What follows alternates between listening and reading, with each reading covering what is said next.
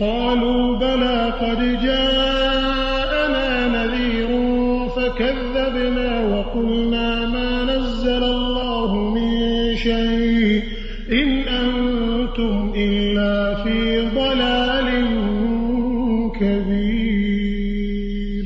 وقالوا لو كنا نسمع أو نعقل ما كنا في أصحاب السعير فاعترفوا بذنبهم فسحقا لأصحاب السعير. إن الذين يخشون ربهم بالغيب لهم مغفرة وأجر كبير. وأسروا قولكم أو اجهروا به إنه عليم بذات الصدور. ألا يعلم من خلق وهو اللطيف